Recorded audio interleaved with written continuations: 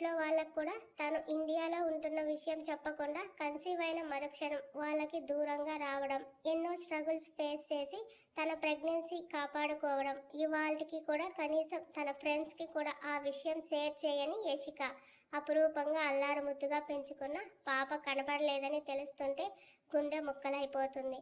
4 ఏళ్ల క్రితం job purpose మీద ట్రిప్ కోసమని ఇంటి నుంచి బయలుదేరిన యశిక ఆ రాత్రి హోటల్లో స్టే చేసింది. మరుసటి రోజుకి విపరీతంగా నీరసం, టీ తాగడమే ఆలస్యం, వామిట్ అయిపోయింది. తనకు ఏమైందో ఆ రోజంతా అస్సలు అర్థం కాలేదు. వెదర్ చేంజ్ అవ్వడం వల్ల, ఫుడ్ మారడం వలన అనుకుంది, కానీ పీరియడ్ మిస్ అయింది అన్న ఆలోచన తనకి రాలేదు. 2 రోజులు గడిచాక అక్కడ టూరిస్ట్ గైడ్గా తన జాబ్ని కంప్లీట్ చేసి హోటల్ వాళ్ళు చిన్న పార్టీ అరేంజ్ చేశారు. అందరి బలవంతం మీద పాల్గొన్న యశికి డిన్నర్ చేశాక మళ్ళీ వామిట్ అయ్యింది. ఒక పెద్ద వయసు ఆవిడ నాడీ పరీక్ష చేసి నువ్వు ప్రెగ్నెంట్గా ఉన్నావమ్మా అని చెప్పడంతో షాక్ అయిపోయింది. అప్రయత్నంగా తన చేతులు స్టమక్ మీద చేరగా కళ్ళ నీళ్ళని ఒగ్గబెట్టుకొని గదికి వచ్చింది. తను మనస్ఫూర్తిగా ఆదిత్యతో కలిసిన రాత్రికి ప్రతిఫలమే ఇది అని అర్థమై కడుపు మీద నిమురుతూ ఆ రాత్రి నిద్రపోలేదు. ప్రతి క్షణం తన కళ్ళలో ఆదిత్య మెదులుతున్నాడు. ఇప్పుడు ఈ విషయం ఇంట్లో తెలిస్తే, ముఖ్యంగా అమ్మకి, తను ఏమనుకుంటుంది? ఆది నన్ను వాడుకుని వదిలేశాడు కాబట్టే వచ్చేస్తే పట్టించుకోలేదని అతని తప్పుగా అనుకోదా? ఇప్పుడు ఉన్న ద్వేషానికి ఇది మరింత ఆజ్యం పోస్తుంది. తన ఆదిత్యాన్ని ఎవరు తప్పుగా అనుకున్నా, హేట్ చేసినా తను భరించలేదు. ఆ రాత్రంతా ఆలోచించి ఒక నిర్ణయానికి వచ్చింది యశిక. తను అమ్మ అవ్వబోతున్న విషయం ముందు ఆదిత్యకి తెలిసాకే అందరికీ చెప్పాలి అనుకుంది. అది ఎన్ని సంవత్సరాల తర్వాత అయినా సరే. ఇప్పుడు ఇంటికి వెళ్తే అందరికీ కొన్ని రోజులకు ఈ విషయం తెలుస్తుంది. అలా జరగకూడదు. డెలివరీ అయ్యాక కూడా బేబీ ఉందని ఎవ్వరికీ చెప్పకూడదు. అలా చెప్పకూడదు అంటే తను శాశ్వతంగా ఇంటికి దూరం అయిపోవాలి. తను ఎవరో ఏమిటో ఎక్కడ ఉందో తెలియని ఊరికి వెళ్ళిపోవాలి. కానీ ఎలా అని ఆలోచిస్తూ మరుసటి రోజు ఉదయం మేనేజర్కి కాల్ చేసి ఇండియాలోనే వేరే స్టేట్లో ఎక్కడైనా జాబ్ పర్పస్ మీద తనని పంపించమని అడిగింది. యశి వర్క్ మీద అప్పటికే సాటిస్ఫాక్షన్ అయిన మేనేజర్ సరే అన్నాడు. కానీ ఓన్గా రూమ్ తీసుకొని విడిగా ఉండాలి అని చెప్పాడు. ఇక ఆలోచించకుండా షిఫ్ట్ అవ్వాలి అనుకుంది. ఇంటికి ఫోన్ చేసి జాబ్ కోసం తను ఇండియాలో ఉండటం లేదని, అవుట్ ఆఫ్ కంట్రీ వెళ్ళిపోతున్నానని చెప్తే షాక్ అయ్యారు కల్పన, ఇందిరా గారు. ముందు వద్దని వాదించింది కల్పన. ఒంటరిగా కొన్ని రోజులు గడపాలని ఉందని వాళ్లకు నచ్చజెప్పి తను వేరే స్టేట్కి షిఫ్ట్ అయ్యింది. అస్సలు కష్టాలు మొదలయ్యాయి ఆమెకి. రెంట్ చాలా ఎక్కువ, వచ్చే శాలరీ రూమ్ రెంట్కి, ఇంట్లో ఖర్చులకి సరిపోయేది కాదు. ప్రతి రూపాయి జాగ్రత్తగా ఖర్చు పెట్టాలి అనుకుంది. ఆఫీస్కి దగ్గరలో రూమ్ తీసుకుంది. 3rd మంత్ పెట్టాక మంత్లీ చెకప్స్ కంపల్సరీ అని తెలుసుకుని గైనిక్ని కన్సల్ట్ అయ్యింది. అయితే తను ఎంత ఇబ్బందుల్లో ఉన్నా కడుపులో పెరుగుతుంది ఆదిత్య రక్తమని మాత్రం ఏ క్షణం మరవలేదు. బేబీకి కావాల్సిన హెల్తీ ఫుడ్ తీసుకునేది, టైంకి మెడిసిన్ వేసుకునేది. ఇంత స్ట్రగుల్ ఫేస్ చేస్తూ ఇదంతా తను దాచడానికి గల కారణం ఆదిత్య ఇండియాలో లేడని తెలియడం. తను కన్సీవ్ అయ్యాక ఆదిత్యాన్ని చూడాలని ఎంతో తప్పించింది. కష్టమైనా సరే దూరం నుంచి అయినా తనని చూసి మురిసిపోవాలని అనుకుంది. కానీ విధి తనకు ఆ ఛాన్స్ ఇవ్వలేదు. ఆదిత్య కోసం దర్శన్ ద్వారా చేసిన ఎంక్వైరీలో అసలు అతను ఇండియాలోనే లేడని తెలిసేసరికి ప్రపంచమే స్తంభించిపోయింది అనిపించింది. తను చేసిన గాయం మూలంగా అమ్మని కూడా వదిలేసి వెళ్ళిపోయాడని తెలియగానే కాళ్ళు చేతులు వణికిపోయాయి. ప్రాణంగా ప్రేమించే అమ్మని సైతం వదిలి వెళ్ళిపోయాడు అంటే అతని మనసు ఎంత కఠినంగా మారి ఉంటుందో ఊహించిన యశి వెన్ను జల్దరించింది. 5వ నెల పెట్టిన తన కడుపులో మొదటిసారి బేబీ మూవ్ అవ్వడం కూడా ఆ క్షణమే జరిగింది. అయితే అక్కడితో యశి కష్టాలు కన్నీళ్ళు ఆగలేదు సరికదా, అధికమయ్యాయి. చివరికి కడుపున పుట్టిన తన బిడ్డ అసహ్యానికి కూడా తనని గురి చేసేంత. చెకప్స్ మిస్ అవ్వకుండా హాస్పిటల్కి వెళ్తూ జాబ్ని హ్యాండిల్ చేసుకుంది. కానీ 9th మంత్ వచ్చాక తనకిక తిరగడానికి ఓపిక రాలేదు. టూరిస్టులు కూడా ప్రెగ్నెంట్ లేడీని ఎలా పంపిస్తారు, తనకేమైనా అయితే ఎవరిది రెస్పాన్సిబిలిటీ అని గొడవ చేయడంతో యశికి రెస్ట్ ఇచ్చారు ఆ బ్రాంచ్ మేనేజర్. తన అదృష్టమో దేవుడి దయనో కానీ డెలివరీ తర్వాత 3 మంత్స్ వరకు తనకి లీవ్ శాంక్షన్ చేశారు. ఊపిరి పీల్చుకొని భగవాన్కి థ్యాంక్స్ చెప్పుకుంది. డెలివరీ టైంలో లోన్లీగా ఉండటంతో ఆలోచనలు మనసంతా చిందరవందర చేస్తుంటే ఇంటికి దగ్గరలోని చర్చికి వెళ్ళడం మొదలుపెట్టింది. అప్పుడే పరిచయమయ్యారు మల్లికా నరేష్ గారు. వాళ్ళు చర్చికి దానికి సంబంధించిన హోమ్కి ట్రస్టీగా అక్కడే ఉంటున్నారు. అక్కడి పిల్లలకు టైంకి ఏం కావాలో చూసుకుంటున్నారు. యశికాని 2 వారాలు గమనించిన మల్లిక వెళ్ళి పలకరించి పరిచయం చేసుకుంది. తన గురించి ఏమీ చెప్పని యశి మనసు అర్థం చేసుకుని వివరాలు అడగకుండా చర్చికి సంబంధించిన హాస్పిటల్లో డెలివరీ అవ్వడానికి హెల్ప్ చేస్తాను అంది. ఆమెకు థ్యాంక్స్ చెప్పుకున్న యశికి వాళ్ళు ఎంత దగ్గరయ్యారు అంటే తనకి సొంత అమ్మా నాన్న కంటే ఎక్కువ అయ్యేలా. యశి డెలివరీ తర్వాత వర్క్ ఫ్రమ్ హోమ్ చేయాలని ట్రై చేసినా కుదరలేదు. ఖచ్చితంగా రావాల్సిందని ఆఫీస్ నుంచి ఆర్డర్ రావడంతో వెళ్ళక తప్పలేదు తనకి. ఒంటరిగా ఉండటం అంత మంచిది కాదన్న మల్లికా గారి బలవంతం మీద హోమ్కి వచ్చేసింది యశి. ఆమెకు సపరేట్ ఫ్రంట్ హౌస్ ఇచ్చారు. ఆ రోజు నుంచి అక్కడే ఉంటుంది. తర్వాత యశి పడిన బాధలు, కన్నీళ్లు, ఎదుర్కొన్న ఆటుపోట్లు అన్నీ కల్లారా చూసింది మల్లికా నరేష్ గారు.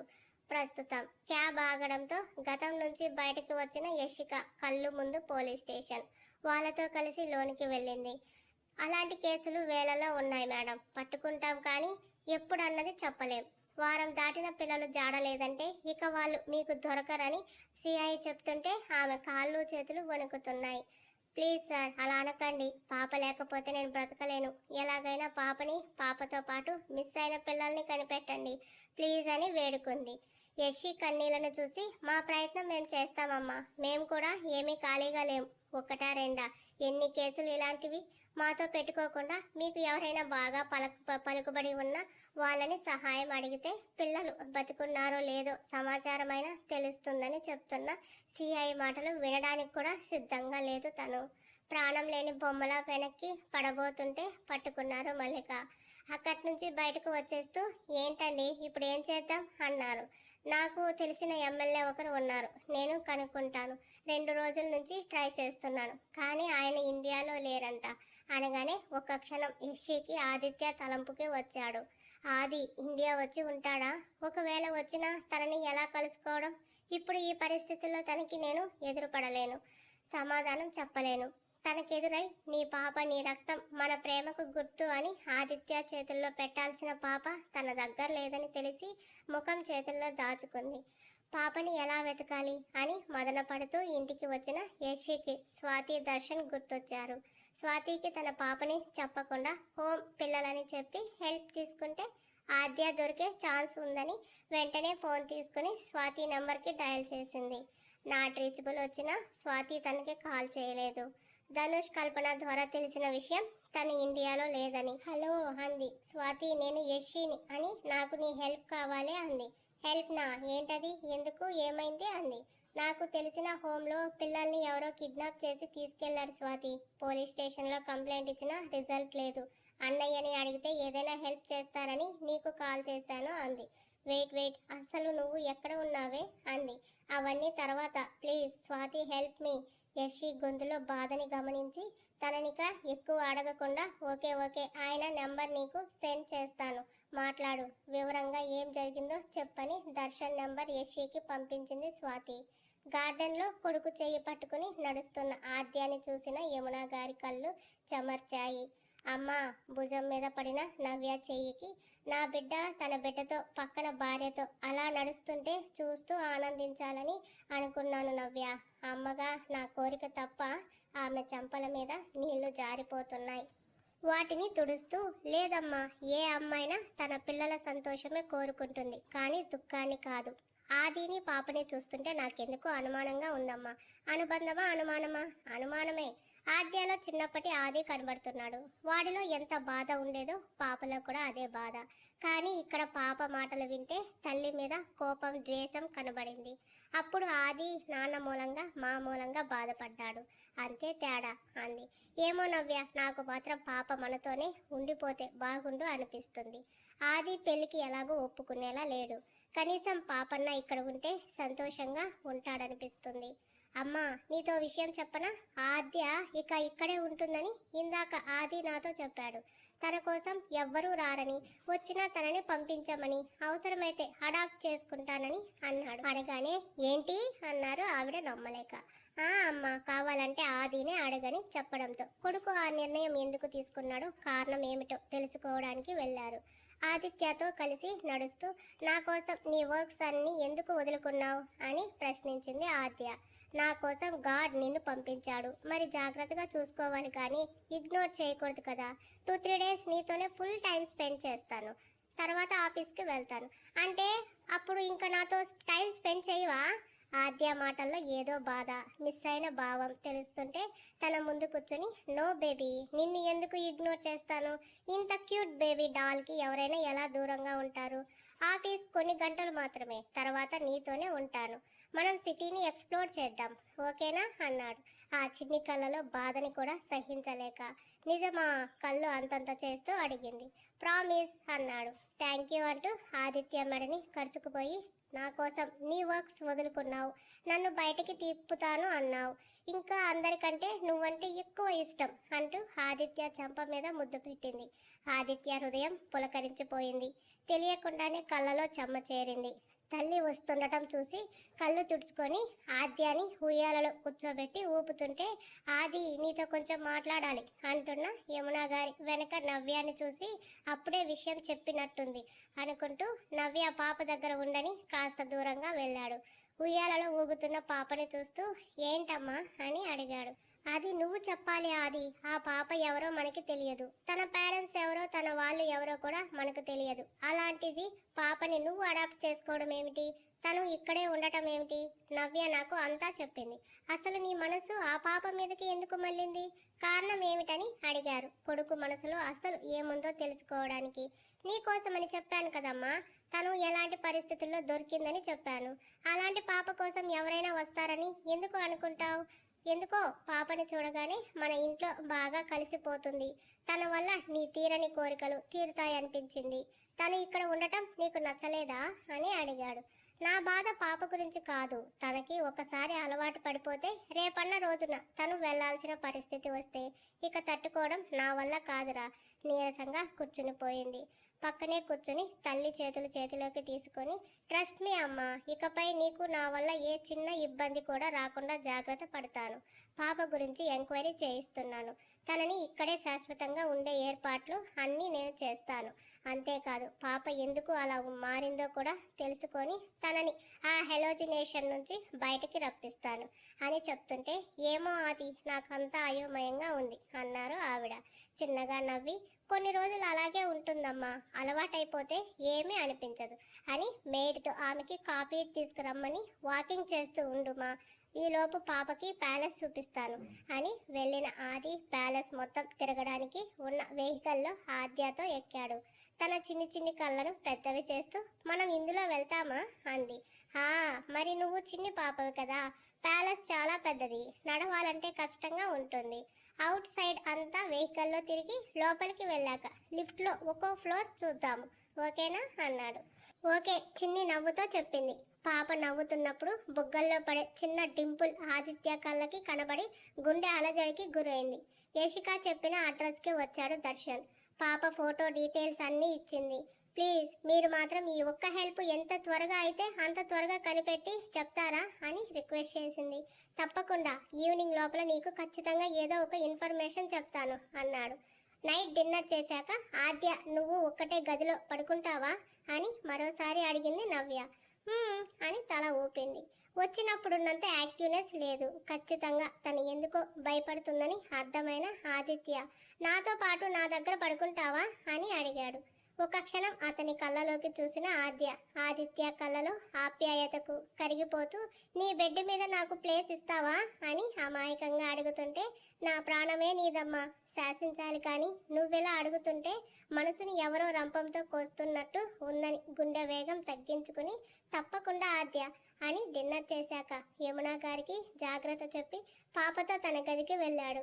ఆదిత్య రూమ్ డోర్స్ ఓపెన్ చేయగానే ఆద్య కళ్ళు మెరిశాయి. ప్యాలెస్లో ప్రతి ఒక్క అణువుని చూసినప్పుడు ఇప్పుడు ఆద్య ముఖంలో కళ్ళలో మెరుపులు ఆదిత్య గమనిస్తూనే ఉన్నాడు. గది మొత్తం చక్కర్లు కొడుతూ ఆగి, అవును నీకు మీ డాడీ లేడా అని చేతులు రెండు నడుము మీద పెట్టుకొని గదిలో ఉన్న ఆదిత్య యమున గారి ఫోటో చూస్తూ అడిగింది. డాడీ ఉలిక్కిపడి వెనక్కి తిరిగిన ఆదిత్యాన్ని చూసి, మీ మమ్మీ ఉంది, మరి డాడీ ఎక్కడ? ఫోటో కూడా లేదు. నీకు డాడీ అంటే ఇష్టం లేదా నాలాగే అంటుంటే, నీకు మీ డాడీ అంటే ఇష్టమా లేదా అని తిరిగి క్వశ్చన్ చేశాడు. I love my dad so much చేతులు చాచి చెప్తున్న ఆద్య మాటకి ఆదిత్య మనసు ఆనందంతో నిండిపోయింది. రియలీ మీ నాన్న ఎవరు, పేరేంటి అని అడుగుతుంటే, I don't know who my father is అంది మూతిని గుండ్రంగా తిప్పుతూ. తెలీదా అంటే? డాడీని నేను ఎప్పుడూ చూడలేదు. మమ్మీని అడిగితే తను చాలా గ్రేట్ పర్సన్ అని మాత్రం చెప్తుంది. డోంట్ నో, ఎప్పుడు నాకు డాడీ గురించి నాతో ఎక్కువ చెప్పలేదు. కానీ తను చాలా మంచివారని, మమ్మీ అంటే ప్రాణమని చెప్పేది. చూపించమంటే మాత్రం ఎప్పుడూ చూపించలేదు. డెవిల్ మమ్మీ అంటున్నా తన మొహంలో కోపం బాధ పోటీ పడ్డాయి. ఏమైంది, ఎందుకు చెప్పలేదు అడుగుతున్న ఆదిత్యని కోపంగా చూస్తూ, నా డీటెయిల్స్ అడగనని చెప్పారు, ఎందుకు అడుగుతున్నారు అని బెడ్ ఎక్కింది. నా పోలికలే కదా ఎక్కడికి పోతాయి, డెవిల్ ప్రిన్సీ అని నవ్వుకున్నాడు. పాపతో బెడ్ టైం స్టోరీస్ చెప్తూ తల నిమురుతుంటే మెల్లిగా నిద్రలోకి జారుకుంది ఆద్య. క్షణం చూపు తిప్పని ఆదిత్య తను నిద్రపోయిందని కన్ఫర్మ్ చేసుకుని తల మీద ముద్దు పెట్టుకుని, I love you my little heart, నిన్ను కన్న బిగ్ హార్ట్ త్వరగా రావాలి నా ముందుకు, నీ గురించి తన నోటి నుంచి వినాలని ఉంది. అయినో నా కోసమే తను నిన్ను నాకు దూరంగా పెంచింది. ఇలా అయితే ఊహించి ఉండదు నా ప్రాపర్టీ నా దగ్గరకు చేరుతుందని. తను వచ్చాక తీసుకోవాల్సిన వడ్డీ మొత్తం రాబడతానని చెప్తూ పాపని సరిగా పడుకోబెడుతున్న ఆదిత్య కంటపడింది. ఆద్య మెడ కింద ఛాతికి కాస్త పైన నల్లని పుట్టుమచ్చ. సేమ్ ప్లేస్లో సేమ్ మోల్ యశీకి ఉందని కల్లారా చూసిన ఆదిత్య, బ్లడ్ టెస్ట్ లేకుండానే మన ప్రేమకి గుర్తుగా ఎంత బాగా మలిచావే నా బొమ్మనని ఆద్య లేత నుదురు మీద కిస్ చేసి, మమ్మీ కోసం వెయిట్ చేస్తే నువ్వు వచ్చావు స్వీటీ, ఎంతైనా మనది రక్త సంబంధం కదా. నాన్న కోసం నువ్వు వచ్చావు, కానీ మొగుడి కోసం తను రాలేదు. చాలా బాకీ పడింది నాకు.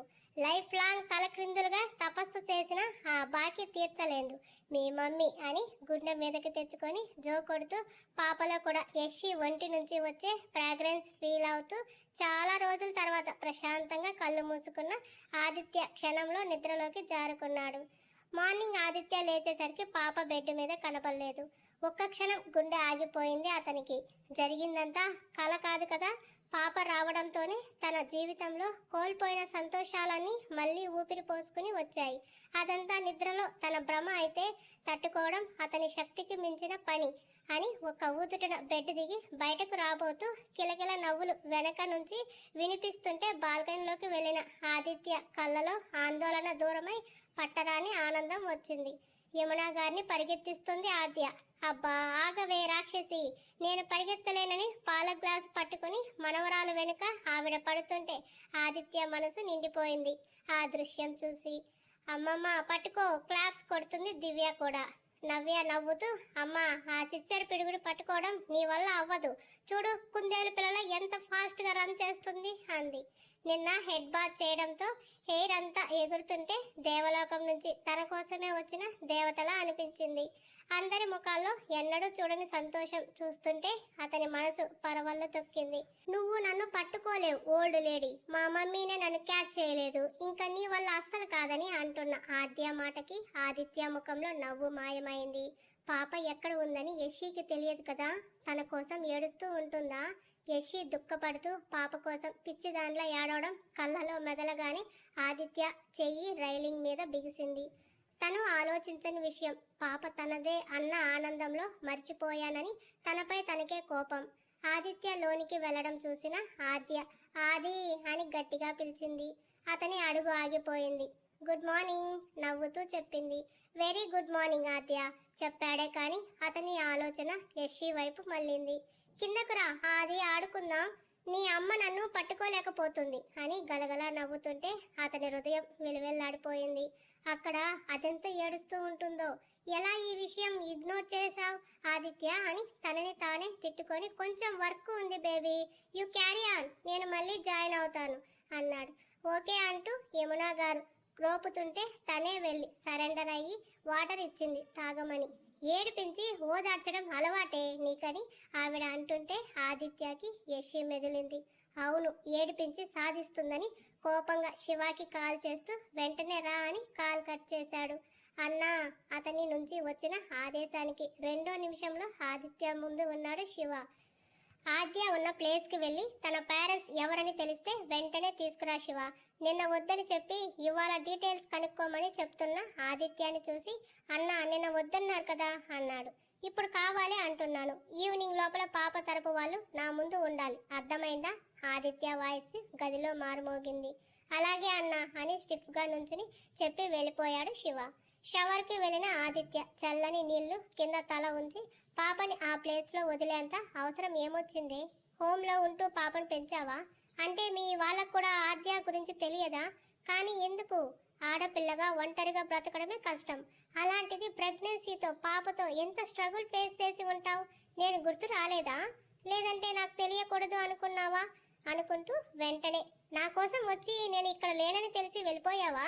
రాక్షసి, నా బేబీని ఎన్ని బాధలు పడుతూ పెంచావే. ఇంత స్టేటస్ పవర్ ఉండి కూడా నా రాణి యువరాణి అలాంటి దయానీయ స్థితిలో ఉన్నారా అని తలుచుకోగానే ఆదిత్య రక్తం పొంగింది. నిన్ను తప్పు పట్టనే, నీ ఆలోచన నాకు తెలుసు. మన మధ్య జరిగింది చెప్పి నన్ను ఎవరితోనూ మాటలు అనిపించడం నువ్వు సహించలే. ఎలాగే ఇంత అర్థం చేసుకున్నావు? అంతలా చదివావా నన్ను?